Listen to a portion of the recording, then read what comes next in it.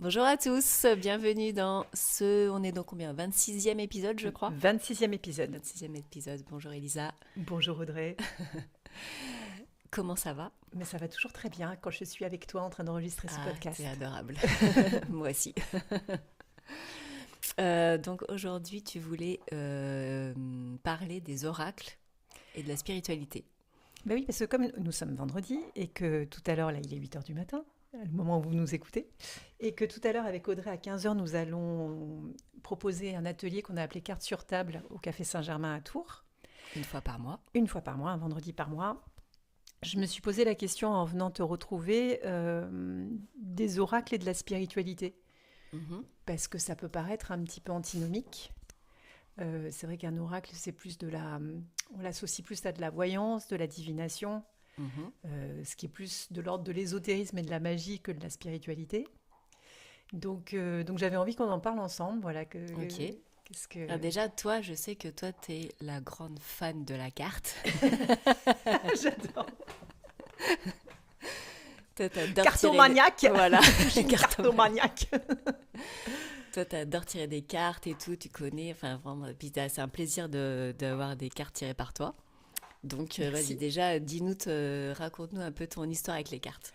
Alors, la petite histoire, c'est que je suis la troisième de trois filles, d'une maman très superstitieuse, d'origine corse, et que quand j'étais enfant, ma maman, qui n'a pas un caractère très facile, d'un coup s'adoucissait quand elle tirait les cartes à mes sœurs. Ah, ta mère tirait les cartes, Voilà, ok. ma mère tirait les cartes, très mal, j'ose le dire, même si elle nous entend, parce que ça ne marchait jamais. Elle nous écoute, ta maman? Je sais pas si elle nous écoute, mais si elle nous écoute, elle m'en voudra pas, maman, ne t'inquiète pas. Mais, mais ça me fascinait. Moi, j'ai 8 ans et 10 ans de moins que mes sœurs. Et j'étais interdite de tirage de cartes avant mes 16 ans parce que, soi-disant, ça portait l'œil. D'accord. Donc le mauvais œil, pardon, pas le bon œil, mais le mauvais œil. Et que, voilà, pour me protéger, il fallait surtout pas que je tire les cartes avec elle. Mais du coup, je regardais ça, tu sais, derrière la porte entrebâillée. Mhm. Et mes sœurs qui se faisaient toujours, souvent, un peu pourrir la gueule, on va pas se mentir, Avec les cartes? par ma mère. À part ta mère, Non, pas avec le tirage. non, non, pas avec Ah le oui, tirage, d'accord. de façon générale, parce qu'elles avaient que 2 ans d'écart, donc c'était D'accord. compliqué. Ah Enfin, oui, ça se ok. chamaillait pas mal et Mhm. tout. Puis ma mère, elle hurlait. Voilà, bref. Là, d'un coup, toute cette agitation redescendait. Mhm. Et elles étaient là, toutes les trois, autour d'un truc hyper mystérieux. Et il y avait quelque chose qui se passait. Tu sais, Mhm. je pouvais palper dans l'air un truc en plus qui venait s'installer là avec elles trois. Ah oui, trop bien. Et Ça ça t'a me fasciné? fascinait. Ah ouais. Ça me fascinait. Donc j'ai associé cette présence, cette qualité aux cartes. Mhm. Et le jour de mes 16 ans, je peux te dire, j'étais au taquet. Ah oui, ah oui, Ah, je ne t'attendais avec pensais, impatience. je ne pensais qu'à ça. C'était Mhm. l'anniversaire de mes 16 ans. Le seul but de ce jour-là de ma vie, c'était de pouvoir m'acheter un jeu de cartes et de pouvoir commencer à tirer les Ah cartes. ouais, excellent.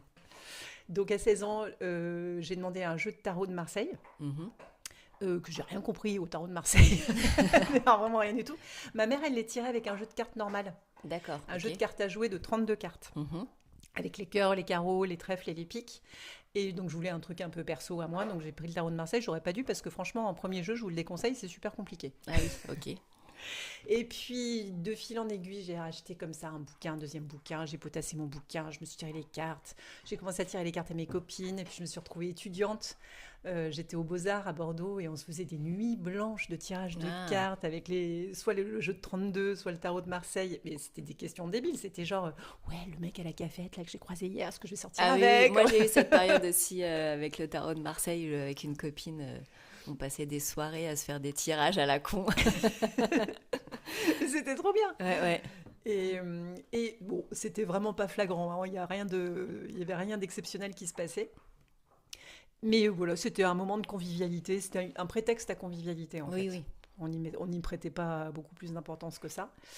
Et de fil en aiguille, comme moi j'avais quand même ce truc un peu compulsif, dès que je pouvais, je demandais un jeu, j'en achetais un. Dès que j'allais voyager, j'allais dans la boutique ésotérique chercher le jeu du voyage. Enfin bon, c'était devenu un peu Mm. un objet de collection.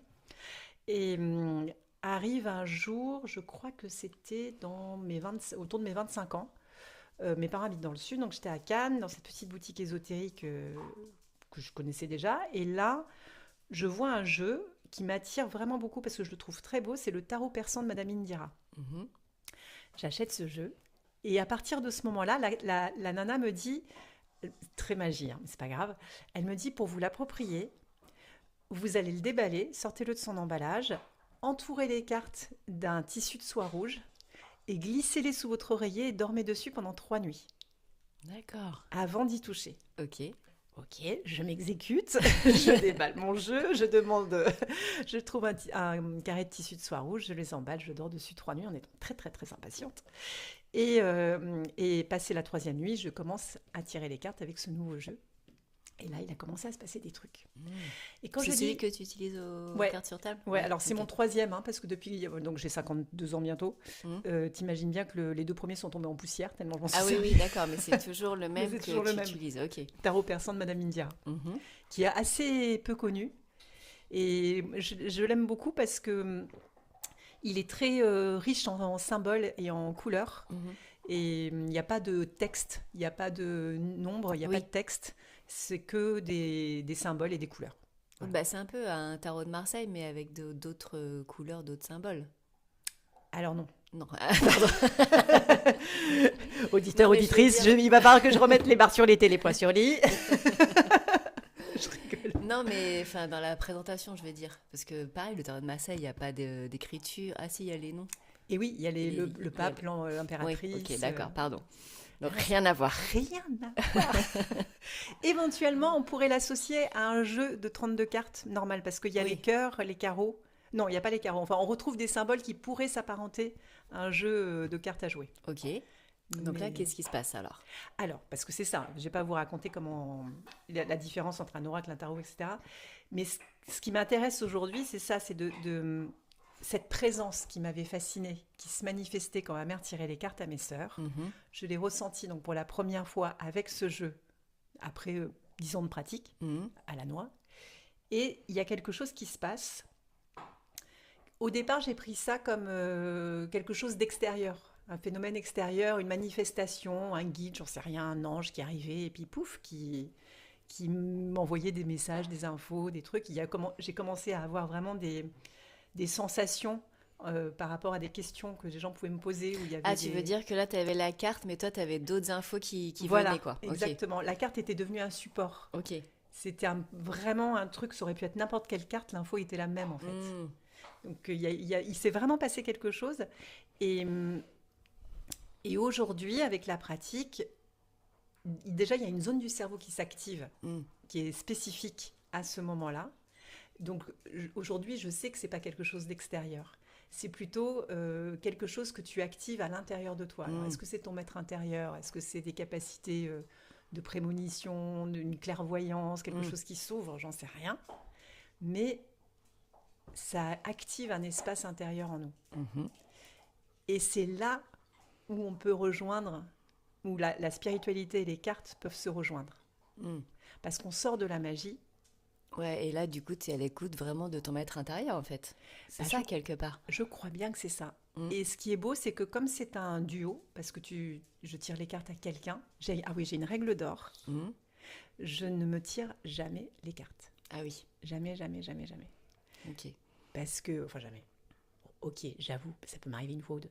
Mais je sais que je ne vais pas y faire attention parce que je ne peux pas être objectif pour moi. Et je pense que ça ne fonctionne.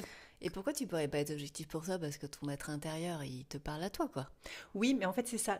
La particularité des cartes, pour moi, c'est que c'est un duo. D'accord, ok. Tu tires les cartes à quelqu'un. Mm.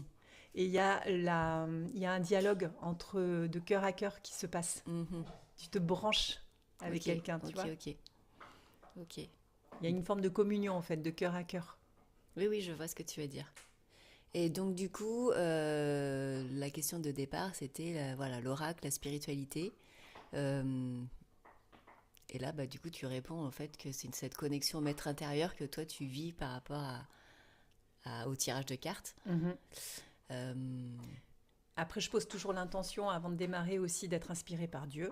mhm. Que chaque pensée, chaque regard, chaque parole... Oui, en fait, pour moi, l'oracle ou le tarot, ça, c'est des outils. c'est ça. Et évidemment, derrière, c'est l'intention que l'on met Mm. quand on utilise les outils voilà, qu'on utilise. Oui, que ce soit du coaching, en fait, c'est pareil. Voilà, Enfin, c'est l'intention exactement. que tu mets, voilà, c'est que tout ça, c'est des outils ton pendule, enfin voilà, en fait, tous ces objets ésotériques qu'on peut utiliser, tout dépend de l'intention que l'on met derrière. Et la force à laquelle tu fais appel, parce que... Oui. Attends, je vais ouvrir. C'est là aussi où, dans des pratiques qu'on peut appeler magiques, c'est un rituel pendant lequel tu fais appel à une force, à un esprit, que ce soit, je pense à des rituels chamaniques, par exemple, où on va appeler l'esprit de l'ours. Oui. Bon, là, c'est difficile de faire la part des choses entre... C'est une pratique spirituelle, d'une certaine façon. Mais c'est la façon, en fait, je pense que c'est... Tout ça, c'est très personnel, mais c'est la façon dont on s'y abandonne, c'est la foi qu'on y met, je crois, qui fait que c'est spirituel ou pas.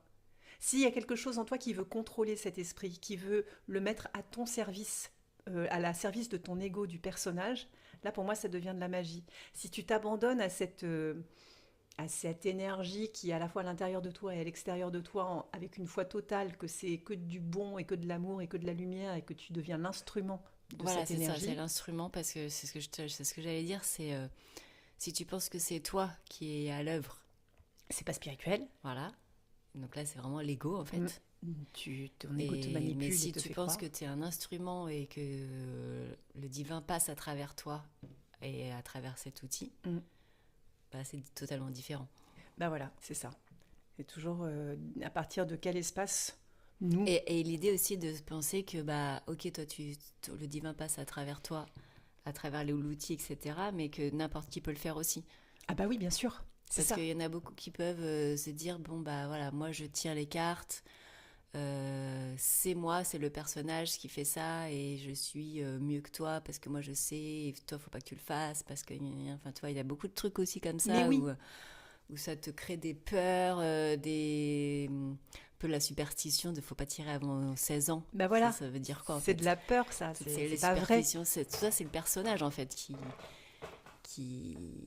induit des peurs, et qui veut prendre le contrôle, le pouvoir. Exactement.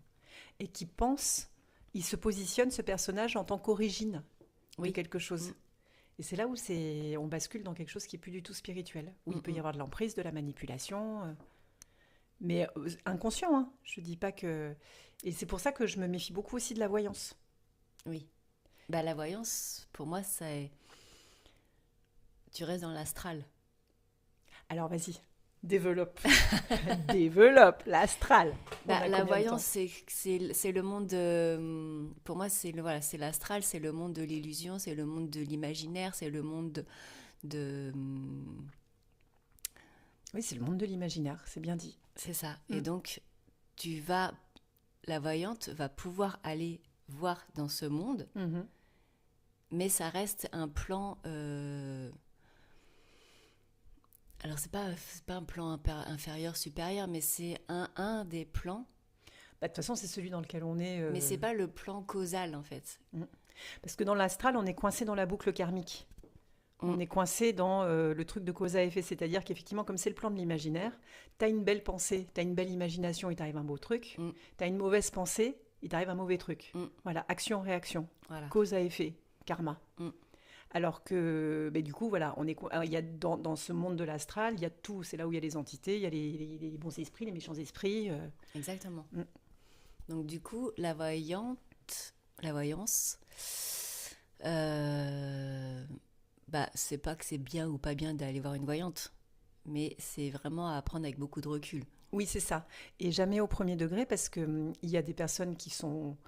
incroyables, qui vont vous dire des trucs de dingue et tout, et puis il y en a d'autres qui vont être hyper sûres d'elles, qui vont annoncer, souvent j'en parle avec des gens, ils m'ont dit ouais, moi je veux pas parce que j'ai eu trop peur. Une fois il y a une voyante ou un voyant qui m'a dit que mon père allait mourir, enfin voilà. Bah déjà, normalement, dans le code de la voyance, je crois que tu peux pas dire les gens qui vont mourir et tout ça. Bah moi je trouve que c'est pas cool. Je parle ni jamais de santé, jamais de mort, parce que de toute façon, oui, on va tous mourir de base. Et ça m'intéresse pas d'annoncer ça à quelqu'un, parce qu'on n'en sait rien. On peut toujours se tromper, on peut toujours être pris. Même quand tu as l'impression que tu es super inspiré, même quand tu poses l'intention que ce soit Dieu qui se manifeste à travers toi, le mental, l'astral, il est toujours là, donc il faut être super humble. Et puis en plus, là, tu as l'image de la situation à l'instant. Oui, en plus. qui peut être modifié 1 heure après, en fait. Exactement. Exactement. Comme tout est en mouvement, tout change en permanence. C'est comme s'il y avait des lignes spatio-temporelles. Tu vois, Mm. on a plusieurs futurs Voilà, c'est ça. qui sont là en potentiel. Mm. Alors oui, avec les cartes, je peux en percevoir une qui est un peu plus manifestée que les autres, mais c'est pas pour ça que les autres vont pas prendre le dessus et il va se passer complètement Parce autre qu'après, chose. tu as ton libre arbitre. Donc la voyante, elle va t'orienter, en fait. Elle va un peu poser un diagnostic, tu vois, en quelque Ouais, et sorte. elle peut t'orienter, t'influencer Ouais, vers une direction qui te plaît ou qui te plaît pas. Mm. Mais qui peut, en fait, que toi, tu peux tout à fait modifier. modifier. Voilà. Donc, ouais, la voyance, c'est... Moi, j'ai déjà consulté des voyantes, mais toujours avec du recul. Ok, je prends note de ça, mais c'est pas une fin en soi, quoi. Est-ce que ça t'est déjà arrivé d'avoir une voyante qui t'a dit une petite phrase à la noix qui te revient en boucle dans ta tête? Hmm. Bah là, comme ça, je vois pas. Que je te donne un Toi, exemple. t'avais, toi Ouais, moi j'en ai une. Parce qu'en en plus, dans mon histoire, j'ai une de mes sœurs qui bosse à la télé, qui faisait à un moment donné une émission sur les voyants et les médiums et tout. Donc elle en a consulté pour préparer son émission, mais une quantité astronomique. Et parmi tous ceux qu'elle a consultés, il y en a un qu'elle m'a conseillé, elle m'a dit incroyable, il m'a dit des trucs de dingue. Ouais. Et ça aussi, parce que tu as quelqu'un qui peut te conseiller un truc qui a été incroyable pour lui. Oui. Donc j'appelle le gars incroyable. Il me sort que des trucs à côté de la plaque, Ah ouais. mais complètement à côté de la plaque. Et il m'a dit une phrase à la con qui me hante encore aujourd'hui, c'était il y a 15 ans l'histoire. Hein. Il me dit, mais c'est quoi le problème avec vos cheveux? Bah, je sais pas. Ah ouais. Il me dit, ah ouais, vous avez des problèmes avec vos cheveux? Je dis, ah bon, bah non, je crois pas. Non, ça va. Ah oui, mais tu vois, après, en fait, il y a un truc, il va mettre le point sur quelque chose Merde, c'est Que moi qui ai tu- fait aboyer les chiens. que toi, t'avais pas du tout Mais en j'aurais tête. jamais pensé, j'ai toujours eu des beaux cheveux et tout, et depuis je perds mes cheveux, enfin je perds mes cheveux parce que préménopause et plein d'autres raisons, mais à chaque fois que je Oui, me mais fais tu un penses à ça, shampoing, quoi. je pense à la phrase de ce mec. Et tu te rends compte après les pensées qu'il crée, tout ça, Donc ça plante des petites graines là, Ouais, insidieuses. ouais, Faut vraiment faire attention. ouais. Faut vraiment, ouais. Et pour le coup, quand je tire les cartes, je fais très attention à ce que je dis, étant consciente de ça, parce que étant moi-même... Bah oui, parce que tu sais pas quelle graine tu vas planter, Bah oui, positive ou négative. Moi, positive, on va dire, bah tant mieux quelque part, mais Oui, c'est ça. négative, voilà. Après, les gens, ils partent avec des angoisses. Ah ouais, elle m'a dit ça. Hein. Toi, c'est un mot banal, une phrase tout à fait simple, et en fait, la personne, ça résonne bah, comme toi. truc tout C'est bête. quoi ton problème avec les cheveux? Et à chaque fois que je me fais un shampoing, je me dis ah ouais, il avait raison, j'ai vraiment un problème avec mes cheveux. C'est horrible. Ah bah ouais. Tu te rends compte? Ah ouais, faut que tu médites là-dessus. Ouais, faut que je médite là-dessus. Je vais demander D'ailleurs, tiens, en parlant de méditation, on en a parlé la dernière fois déjà, de quoi donc? de ce défi qu'on a lancé. Ah oui. Ah bah oui, je crois qu'on en a parlé. Hein. Et on avait même dit qu'on ferait un podcast plus Ah oui, c'est vrai, élaboré on sur la avait dit- méditation. Effectivement, on n'en Oui, a oui, pas oui. fait, donc il faut qu'on le note pour le faire. Oui. Donc on a commencé notre défi méditation, hein, on est le 8 avril, donc depuis le 1er avril pour ma part. Ok, j'ai 2 jours de retard, ça va. Mais c'est pas grave, l'important c'est de faire 3 mois. Exactement. C'est pour Et- décomplexer les gens qui prennent le train en route. Oui, voilà, vous Je suis pouvez vraiment venir sympa. à n'importe quel moment commencer votre défi. Si c'était pas le 1er avril, c'est pas un problème évidemment, parce que si vous n'avez pas vu le commencement du défi, vous pouvez pas commencer le 1er avril. Donc évidemment, vous pouvez commencer maintenant. C'est sur Instagram. C'est sur Instagram, sur le compte des darons de la spiritualité. 10 minutes par jour, méditation pendant 3 mois. Déjà, moi, je sais pas si toi, comment tu te sens au bout de 6 jours pour toi. Mais toi, tu as l'habitude peut-être de méditer plus souvent. Quoique là, ces derniers temps, moi. Ouais, ces derniers temps, j'avais vraiment lâché. Hein. Je suis repartie à la case départ. Hein. Mais je trouve que je me sens beaucoup plus posée et je sais pas, j'ai hâte de faire ce moment en fait. Oui, je suis d'accord avec toi. Moi, je dors mieux. Ouais. Ouais, je remarque ça. Oui, je suis plus posée aussi. Je suis moins agitée là. Ouais. J'ai moins cette prise. Parfois, j'ai l'impression d'avoir une prise branchée sur le courant Mm, H24. Et là, j'ai beaucoup moins. Ouais, et j'ai hâte de faire ce moment et des fois je me dis bah, j'aimerais bien continuer plus longtemps. Bon là, parce que vu qu'on filme, on fait 10 minutes. Peut-être que quand j'aurai fait 1 mois, je ferai 15 minutes de vidéo, je sais pas. J'allongerai le temps. Mais ouais, ça fait vraiment... Déjà, rien qu'au bout de 8 jours, je trouve que... Il y a quelque chose qui se passe. Ouais, Hein. ouais. C'est magique. Non, mais la méditation, c'est magique. Donc franchement, 10 minutes par jour, au lieu d'aller scroller sur Les les réseaux réseaux sociaux, parce que moi, les réseaux sociaux, je n'en peux plus. Ah ouais, mais réclamons notre cerveau, quoi. Ouais, réclamons notre cerveau. Enfin, les réseaux sociaux, le téléphone, quoi, en général. C'est cette manie qu'on a de prendre le téléphone dès qu'on est quelque part. Ou... Enfin, franchement, dans la rue, les gens, je les vois, ça m'exaspère, quoi. Ah bah oui, mais moi, je me surprends à faire pareil aussi. Hein. Ouais. Je me surprends en fait à ne pas supporter, et je vois ma fille de 17 ans, c'est ça aussi, pire, de ne pas supporter de rester 1 minute Ah ouais. sans stimulation Sans extérieure. regarder s'il y a quelque chose sur le téléphone, quoi. Ouais, et sans stimulation extérieure, tu vois, que ce Ouais. soit la musique, la télé, quelqu'un qui te parle, juste Ouais. 1 minute en silence, déjà Ouais. c'est compliqué pour elle en Oui. fait. Bah, tu sais, moi, ça me rappelle avant, quand on est... Enfin, je sais pas si toi, t'as eu ce cas-là, mais moi, je me souviens qu'avant, il y avait tout le temps la télé allumée. Quand j'étais jeune, il y avait tout le temps la télé. Quand j'ai eu mon appartement, je me souviens que j'avais tout le temps la télé allumée, Ah ouais. même en fond, tu vois. Ça, c'était un truc. Et un jour, j'avais déménagé, j'étais plus avec mon copain, donc j'avais plus de télé. Donc, je me suis retrouvée sans télé. Mhm. À ce moment-là, il n'y avait pas de téléphone, hein, pas d'ordinateur et tout, donc sans télé. Et au début, c'était un peu déroutant. Mais au bout de quelques jours, bon, bah voilà, il n'y avait plus de télé. Et ben là, j'ai revécu. J'ai revécu. J'ai revécu. J'ai renacu. J'ai revécu. En fait, ma maison était toujours bien rangée. J'étais toujours occupée à faire quelque chose. Et j'avais du temps. Et je trouve que c'est un peu la même chose aujourd'hui avec les téléphones portables. Moi, j'allume plus la télé. Effectivement, il y a plein de gens qui disent « Ah, j'ai pas de télé », mais en fait, tu as basculé sur le téléphone, quoi. Ben c'est ça. Sur téléphone ou sur la tablette ou sur l'ordi. Et le problème, il est le même. Voire peut-être même pire. Oui, parce qu'il y a Parce plus que de quand tu contenu. avais la télé en fond, tu faisais quand même autre chose. Effectivement, tu avais la télé. Et puis, mais... tu n'étais pas en train de zapper comme Ouais. un Oui. dingue. Parce que là, aujourd'hui, après, on a eu la télé où tu pouvais zapper parce qu'il y avait de plus en plus de chaînes. Et puis là, maintenant, c'est plus qu'on zappe, quoi. C'est qu'il y a tellement, C'est tellement 3 de- secondes, quoi. Tac. C'est, ouais, tu tac, scrolles. tac, tu Maintenant, on scrolles. scroll. On Ouais. est passé du zapping au scrolling. Ouais. Et ça, c'est vraiment terrible, quoi. Et il faut... Sinon, on va tous... Alors moi, je me suis remis au sudoku. Ça, c'est génial, j'adore cette idée. Papier. Ouais, Hein, papier, pas- crayon. Pas le jeu sur le téléphone. Papier, crayon, gomme. Gomme, j'aime bien. Voilà.